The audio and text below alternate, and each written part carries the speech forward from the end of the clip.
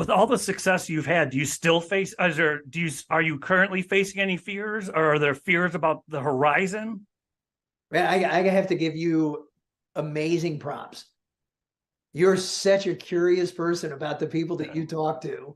I love it. I love it, man. Thank you. The answer is, thank you. Are you kidding me? I've been on a ton of podcasts and people just same questions. Welcome to the Idea Climbing Radio Show. Today, we're discussing how to create a sales playbook for your next big idea. And I'm proud to say that my guest is Shane Jamison. Shane is on a mission to redefine what it means to be a sales guy. Most people think a sales guy is a silver-tongued pitchman that could sell water to a well. That's not the case. The reality is that most successful people act as a guide to help the buyer become the hero of their story.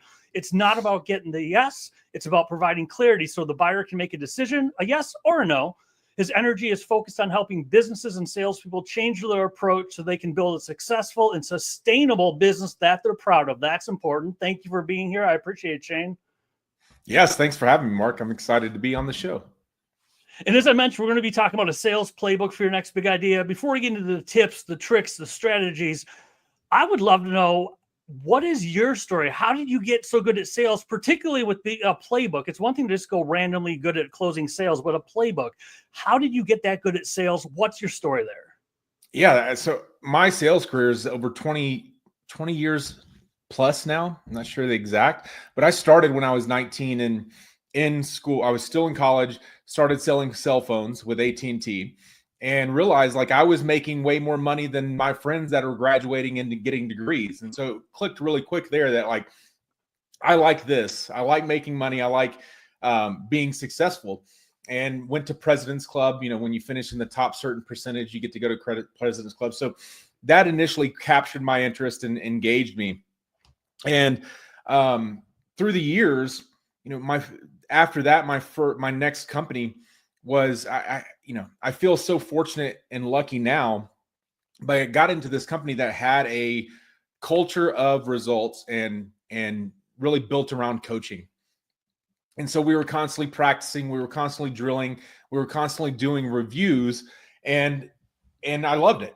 And I thought that that's how it was going to be everywhere. I quickly left and found out it's pretty much like that nowhere.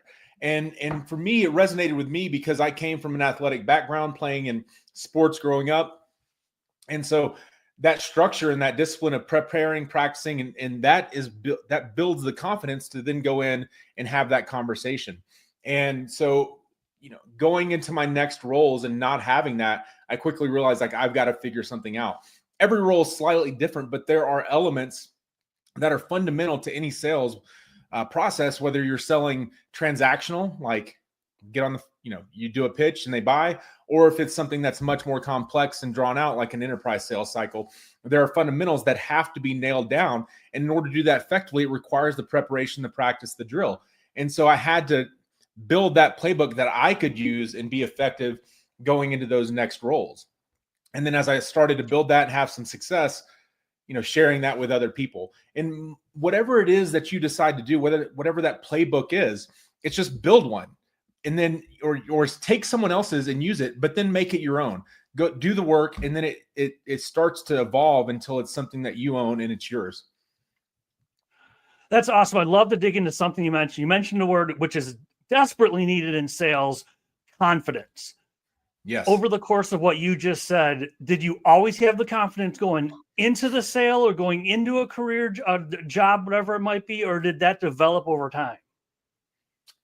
No, I mean, there was early on, I think I had cockiness. I didn't have the confidence. Like I was delusional enough to believe I could do anything and be the hero that saves the day. And then as I ran into situations where my existing skill set wasn't enough, I knew I had to do the work to be able to bring my confidence up. And it's like my first promotion into a sales leadership role. I remember standing up in front of the group who I was just, their peer the day before, and now I'm their boss. And at this time I was pretty young, 25, 26, 27, somewhere in there. And these people were much older than me. And so they were much older than me. And I remember standing up for my first meeting and just bombing so hard in that meeting. Like I was sweating bullets. I couldn't freaking get my thoughts together and like, convey and communicate a good message. And it was being recorded. And then my VP at the time watched it and came back to me and said, I don't know if you can do this. If you do another meeting like this is not going to work out. And so, my confidence was wrecked at that point. I thought I could just show up and wing it and be able to do it. And I realized, like, I'm not losing this role. I busted my ass to get here. And so I'm not going to lose it. And I went and bought a book, like How to Be a Successful Public Speaker by Dale Carnegie, and just read it. And then the main takeaway from there is that you just have to know whatever you're trying to communicate, whatever you're trying to teach or share, you have to know it inside and out and really internalize that message. And you don't have to read a script word for word. But once you do that, then you can just be yourself because it's in you. It's like a good actor, right? Like they don't improv every scene. No, they those improv moments come from the preparation and practice they put into that character to internalize that character so that happens organically and naturally. We think successful people are just naturally gifted with that, but no one is jealous. Everyone's jealous of your success. No one's jealous of the work it took you to get there. So how did you build, as far as the internal dialogue, embracing what you read from Dale Carnegie, how did you internalize that? And then how did that affect your actions? So that is where I developed a process. So it's like, okay, anytime I want to communicate something, whether it's in a like meeting with a team or if it's, selling a product, whatever it may be, how I have to do it is I have to write everything down, like top of mind. What do I want to say? If it was an ideal state, what is that script? I go through that top of mind stream of consciousness, write it down. Then I start to organize it into a structure and then I practice it.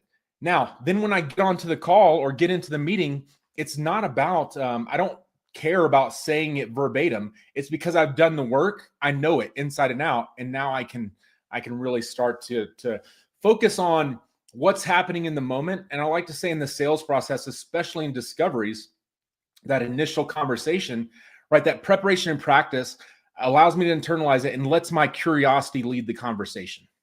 And that's where I want to get to. So where did you first discover the idea of a sales playbook?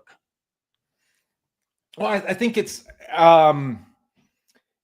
whether they have one or not, whether it's a physical document or not, there is a playbook that you're running. And the way to make it effective, to be able to scale anything and make it sustainable, you've got to codify that, right? You've got to have, your team needs to know what good looks like. And it has to be clearly defined and it has to be documented, because now that is our North Star. And we can all, no matter what we do throughout the sales process, we have something to go back to make sure that we're doing it what we believe is the most effective way. And I think coming from an athletic background, it's just something that makes sense, right? And most companies will have some version of a playbook, but it's just digital shelfware. It's just sitting on the shelf collecting dust. No one really goes back to it. And so I'm a big believer in that it should be a living, breathing document. And it's something that you keep going back to and then iterating as things change. But if you're not doing that, maybe it works out, maybe it doesn't. And there's too much luck involved in that. What do you mean by there's too much luck involved with? Well, if you don't have a playbook, then like you're just really dependent on, you don't necessarily know what works and what doesn't. And maybe you're just, the customer's going to buy no matter what, but you have nothing to measure it against. And it's really important to see what's working and what's not, so that you can keep going back and find the things that are working and repeat those. But if you're not documenting that, if you don't understand what good looks like, as you go through that process, so often you're not sure what worked and what didn't. You just know they buy. So you keep doing it. And a lot of times we build bad habits. And so now we're executing something that may have worked a couple times, and now we think it's going to work 100 times, and it just doesn't. And so we want to be able to capture that information so we know how to make decisions going forward and what we need to improve and what's, continuing to be good. Let's back it up a little bit. Let's say someone watching or listening, okay, so far this is making sense. I like it. The confidence, everything else. Where does a playbook start? as in, I'm an entrepreneur, I don't have one, and I want to have one. What's the starting point of a good playbook? Right. I think there's 4 pillars to the foundation that to build a solid sales playbook. And first and foremost, let's understand our ICP, our ideal customer or company profile. In B2B sales, ICP, I'm going to let it stand for company. So that's the type of accounts and the businesses that you're going after. And I think it's, how we define ICP is they are your best customers that spend the most money and close the fastest. And the more we can target them, the better chance we are going to have have a product market fit, right? And to understand where the demand is and the conversations, how we can help people in our services or our products. From there, let's build out the buyer persona. And so that's understanding the humans that you're talking to. Right, B2B sales, for instance, is we're not selling to businesses, we're still selling to humans. So we have to understand that at multiple levels. And if you're selling to larger companies, let's say, that have multiple levels, it's really understanding who is that buyer persona at the user level, at like the director manager level, and then at the executive level, because each of them have different concerns and different initiatives and different outcomes that they're trying to drive. And so going through that exercise of understanding what is this user persona's goals, what are their challenges in their role, what are some of the basic understandings, it allows you to come with a perspective. And that is where you really get those good conversations, because I'm not coming in with open book and just asking them, a list of 20 questions and then, okay, you're qualified, let me give you a pitch, right? I'm coming in with a perspective that allows them to anchor and play off of that, whether that is agreeing with you or whether that is saying, no, this is really how it is, right? So I'm not locked into that perspective that it's right, but showing up with that gives them the ability to engage in a way that they wouldn't if you're just asking, interrogating them, if you will. From there, once you understand, go ahead. No, go ahead. Yeah, once you understand those 2 things, right, the ICP, the buyer persona, now we start to understand who these people are, the companies and the problems that we solve. Now, what is our value proposition? How are we helping these people? And what's our value prop? And now we can, from there, once you get a definition of that value proposition, we can begin to work on our messaging. And that's where the different sales motions start to come into play, right? How are we messaging through outbound? How are we messaging through, direct outreach? How are we messaging through our partner referral channels? How are we doing it through events, conferences? That depends on your business as to the different revenue channels that you have. But those first 4 key elements, the ICP, the buyer persona, the value prop, and the messaging, is what allows you to do all those other things. So with the ideal client profile, I think this is important. It scares me when I'm at a networking event, or even more so on a one-on-one, and we get into it. Let's just say entrepreneur is a consultant. Oh, who do you sell to? Either the joke, anyone with money, or, well, I can actually I can actually serve anyone. It's like, no, I can't just refer you to anyone. That's everyone in my freaking Rolodex. Could you dig into the ICP a little bit more? Why is it important to have one, and how do you create that? Yeah, I think that most people are scared to do it because they think it's going to exclude them from making money in other areas, right? If I just focus on this, and what if there's better opportunities with someone else? And so I understand that fear. However, what I know is that when you define that ICP and you target them and you have a clear messaging, those people that are outside that ICP will do the math, and they'll figure out how it connects to them. And you will start to attract those people outside of your ICP. And that's fine to be reactive, but our proactive messaging is towards the people that we're solving the problems. And that can change too, right? As depending on your business and as you grow, there's lots of different elements to that. So you can move up and get bigger companies and bigger sweet spots, but starting somewhere is what allows that. It begins the feedback loop. Right, we can start taking action towards this person. Now I start to understand what works and what doesn't. And it will attract, when you're focused on one, you will attract people from outside that group that you can still help. But we're not going after them because that is a 1 in a million probability, whereas I'd rather focus on those where I can get 1 in 10, right? So with the ICP, could you differentiate, delineate, whatever the right word is, the ICP and the buyer persona? Though it seems like those could get a little confused. What's the difference? How do they interact together? Right, and I think if you are selling to like B2C type, that's your sales process. Then I think it's those are one and the same. right? Your ICP and your buyer persona are one and the same. Maybe it's the ICP is really focused on the type of company though that you are, and the buyer persona is focused on the people and their roles and what their drives and ambitions are, right? Because that's not always the same as the company. And so, like, for instance, focusing on, if I'm selling to a large corporation and I start with the user, like that's my in, I know to get this deal done, I'm going to have to also include probably a manager is going to have to sign off, and we're going to have to get executive sign off as well. Those are three different people, and they care about three different things. If I go to the executive and say, hey, this is the capabilities of my product and what I can do for you, and the ins and outs and really the weeds and the feature dump with them, they don't care. They care about outcomes and initiatives. But that user persona cares more about those capabilities that affect their day-to-day. And so we just want to be able to capture that so that we can speak to them in a way that resonates and not one that is above their head or below their pay grade, right? And so that is really the differentiation. Is ICP is about the company. If you're selling to businesses, it's about the company. If you're selling, and then the buyer persona is about the humans within that company. So what you just said, I like that. Let's go with there's multiple levels of decision makers, an executive, a manager, whatever it might be. Do you have the same value proposition for each one of them? Do you have to change it as you go up the ladder? What is the value? First of all, dig into a value proposition a little bit, and then describe, is it the same one at every level, or should you expect to change it at every level? I think in general, your value prop is what your company can do, right? It explains your product or services and the unique value it brings to that customer.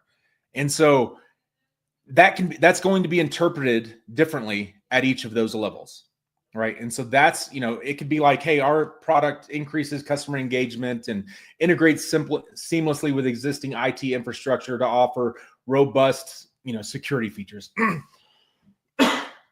Whatever that value prop is. Okay.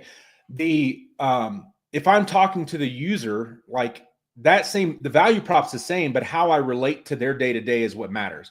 How I relate that to the executive is going to be geared around the outcomes that it's driving, the initiatives that it's helping them achieve. And so it's really taking that same statement and just relating it to their role, their persona.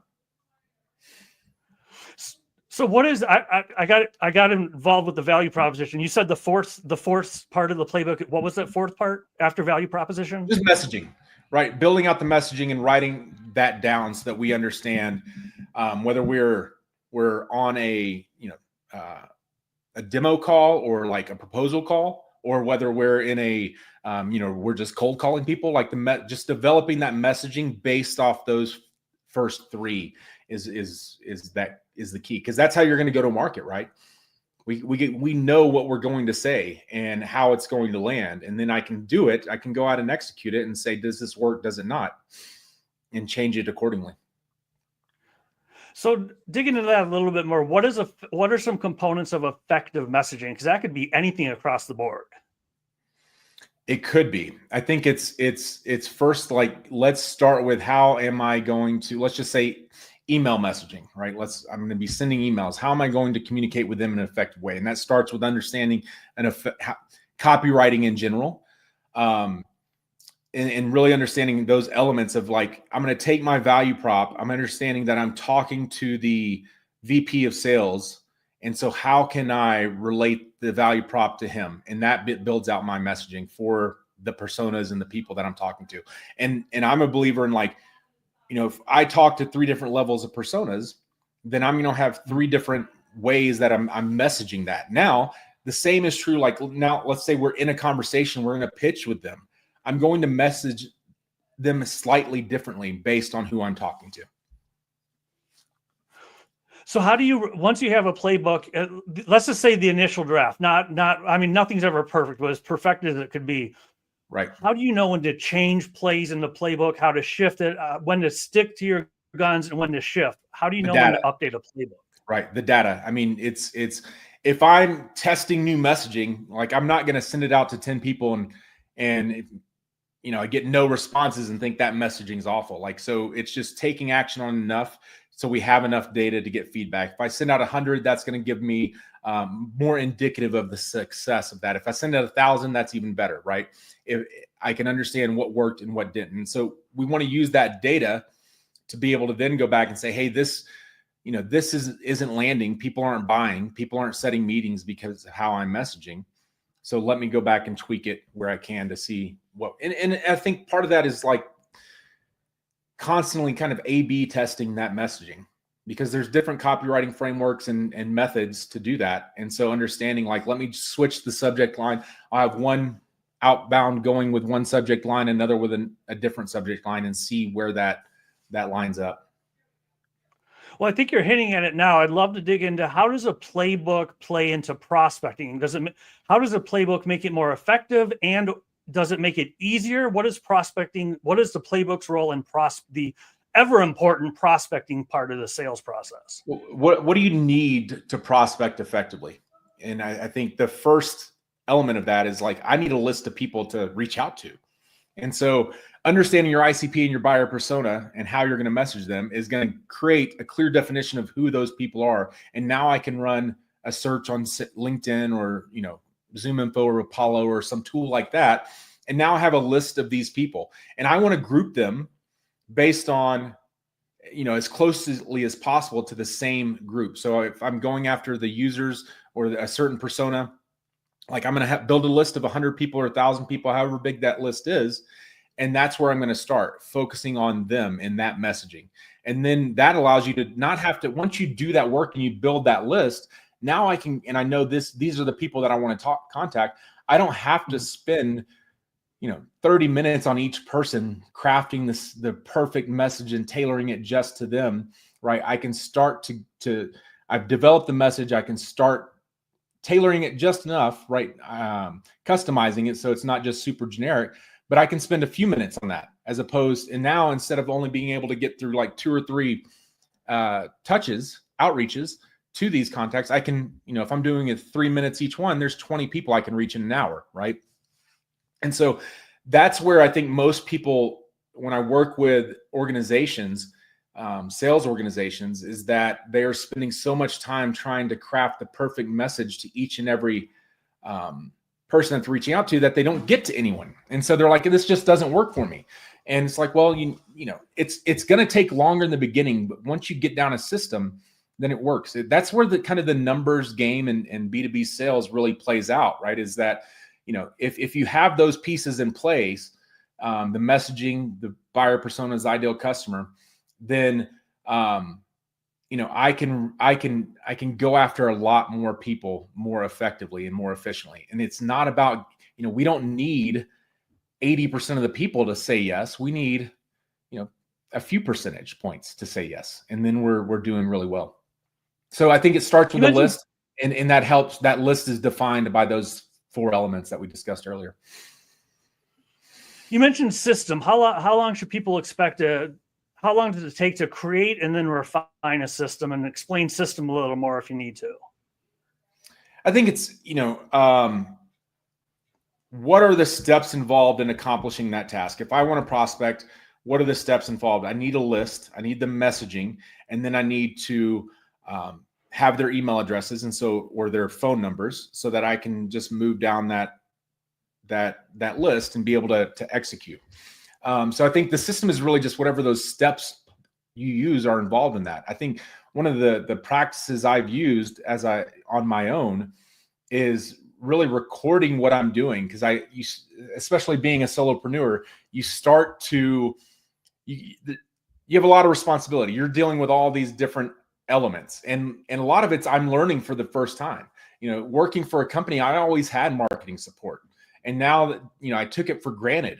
And now it's like, okay, I'm going to do it. Now I've got to, as I'm going through this and learning this, I'm documenting it so that I can see where those friction points are, those areas that break. And then that starts to get codified, right? And that goes into your playbook document, as far as like, these are the different things I do to accomplish this. So now when I know, hey, I need to go generate business, or I need to go do some marketing, I don't have to think about it I don't have to start from zero and reinvent the wheel. I can just go execute. And that's really what it's about. The playbook. So what's an example, using yourself and your playbook? Can you give an example out of your playbook? What does a scenario look like from beginning to end? like for instance, one of the areas I've focused a lot on is like social selling, right? And connecting with my ICP through social platforms. And so my system there is that I have everyone thinks it's about posting content. I believe it's about engagement, right? And that can be comments and likes and DMing people. And so I just developed KPIs. I have a list of, thought leaders in my arena in sales that I respect. And so I have each one of their LinkedIn activity pages, profile pages bookmarked. And so I open up that bookmark. I have 30 plus people. My goal is to comment at least 10 valuable comments each and every day, right? So at least sometimes it's a lot more, but just start there. Because I usually do that early in the morning, right around when people are posting, so that I am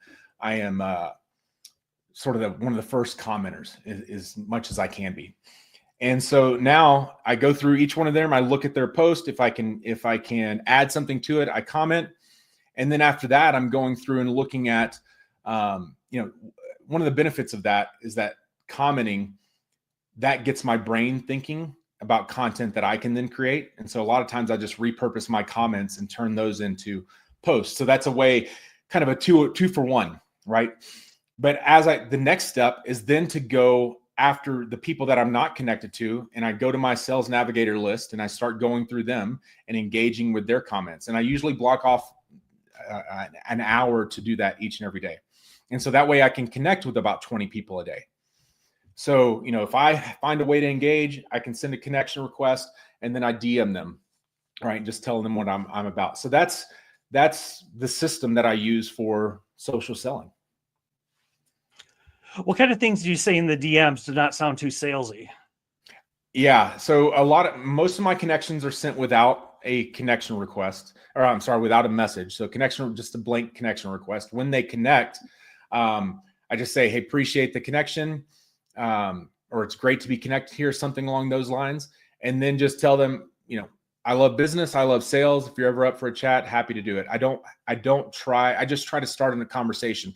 If it is, I may end it with a question like, hey, how's 2025 looking for you? How's the first quarter starting out, right? How successful is January for you? Just something to really light touch. I do not pitch through DMs, right? I wait for them to ask the question. Hey, what exactly do you do? How do you help people like me? Right. And then I'll go into it, but I never lead with my pitch. So actually talk a little bit more about that, because I know that can be a tricky terrain to navigate, going from, what's your 2025 look like, questions like that.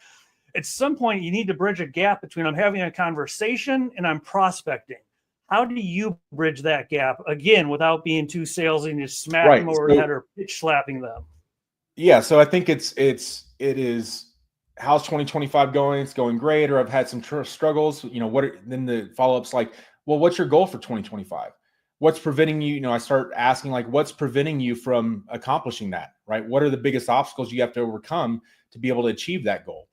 And then just asking questions and letting curiosity lead, right? And based on their responses, just finding ways to ask questions. And then at a certain point, if they have to realize there's a pain first, right? That they have tried things that haven't worked and they need outside help.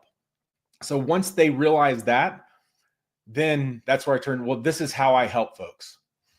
There's a couple options. You can work one-on-one with me, or you can join my group coaching. So where do the almighty referral, one of the best ways to get business, you haven't mentioned it yet. I'd love to know, where do referrals play into the playbook? That's a great question. And it's one I've been talking about a lot lately, because people have been asking, hey, when should I ask for referrals? And my rule of thumb is referrals should happen. You should ask for a referral as soon as you start delivering value. Most people wait till the deal is closed and they're implementing it or in the thick of it, whatever it may be. And that's too late. And I think that it can be the right time, but like you could ask for referrals as soon as you start delivering value. And like, for instance, if it's an intro call, it's an early call. Like, how do you deliver value in that? right? What I'm doing is trying to qualify them, see if we can work together. And value is not in the solution that you provide. It's in the clarity that you give them during these conversations, right? Because most people have a problem in their head and it's vague and they're stuck in this pattern, this loop of thought, and they're not able to break that loop. So if I can break that loop early on, break that pattern, now I start to provide clarity. They can then take action, right? Action is about making a decision. In my case, I want them to get to the end of our conversation and say, yes, this is something that could work for me, or no, I don't see how this could fit. What I want to avoid are those miserable maybes, right? And so really focused on finding a way, like, who is this person? What are their challenges? Is there a way that I can help? And what do they need to know? What is the relevant information they need to know to believe that what we're trying to accomplish is possible and that they can take action towards this? I can relate to the miserable maybes. Talk a little bit more about that. How do you define a miserable maybe, and how do you get around it or avoid it? It's yeah, maybe we can do it later in the year. Call me back in a few months, that type of thing. And that just is, there's the reason why that happens is because they still don't have clarity. And we often drop the ball early on in those conversations is we never define a problem that they really have.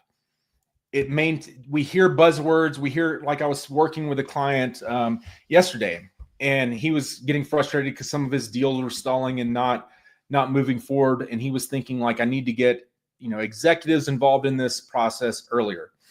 And he had all these crazy ideas as to how he would do that. And some of them were great. Some of them weren't. But I said, well, let's start back at the beginning. Let's go listen to these calls, right? And then we get on the calls and he's asking some pretty standard questions. The questions were good.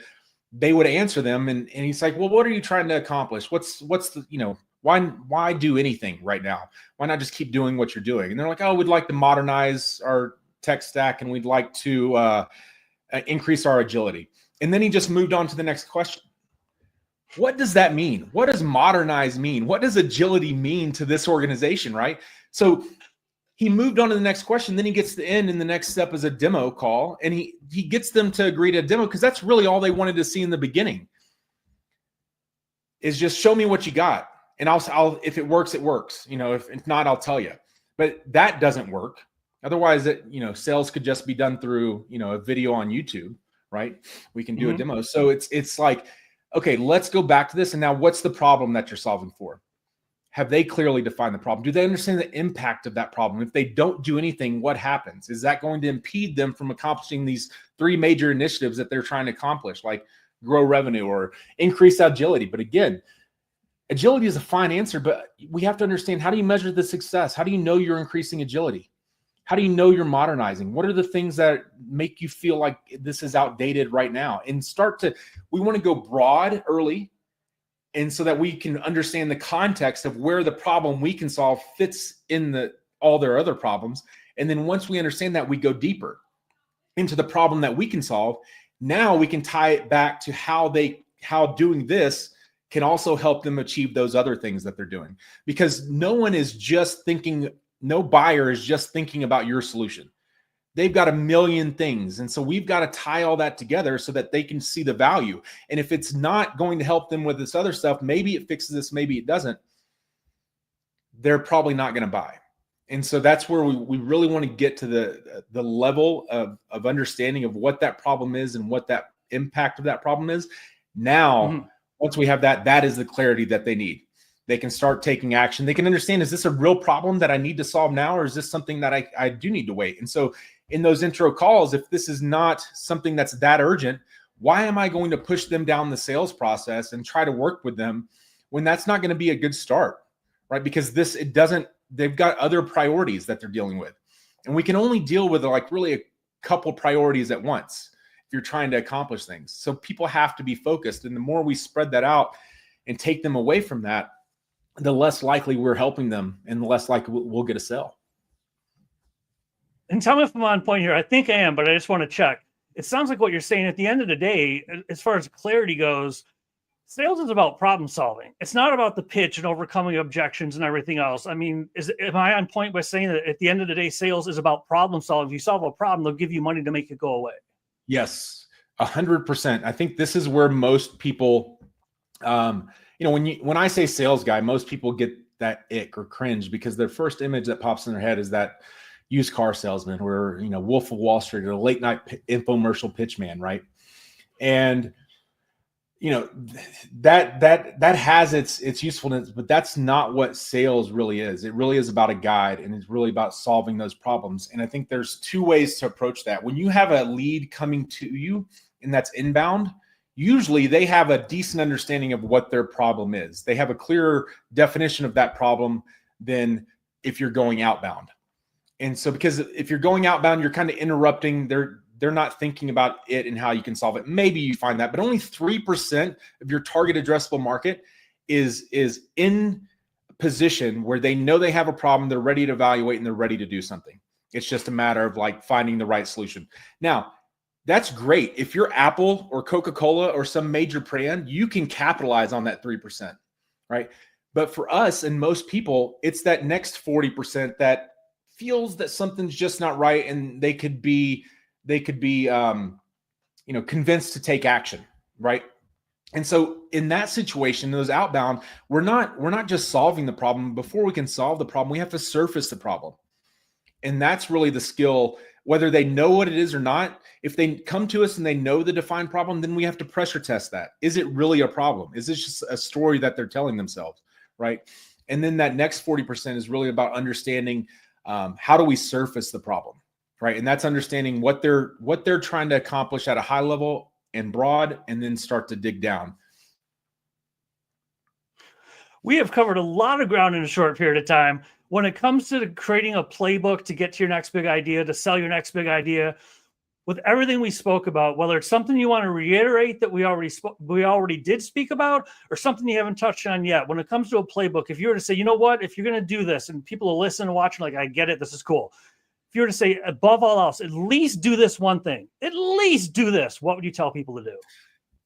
Start. That's the first thing. Just start by writing it down. I think that's where most people, they just take action, and then they don't have any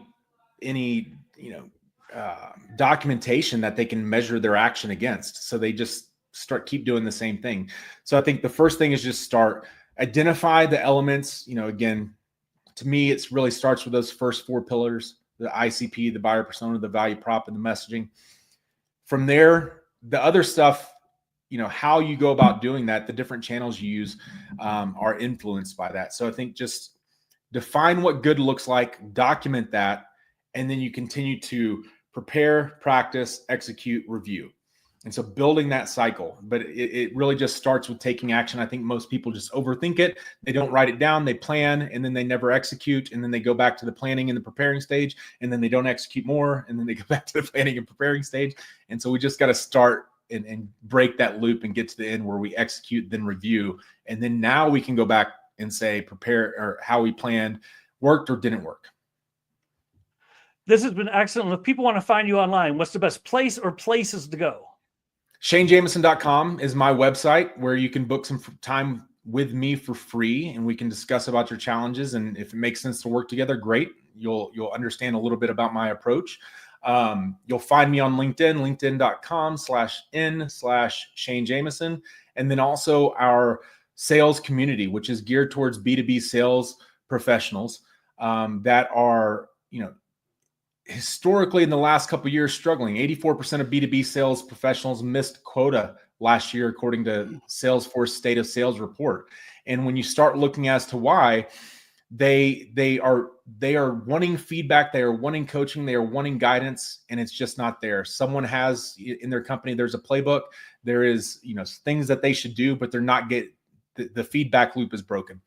So we want to empower sales professionals, take control, build their playbook that they can then use, whether at this current job or the next, to further their career. And that is called Sales Redemption.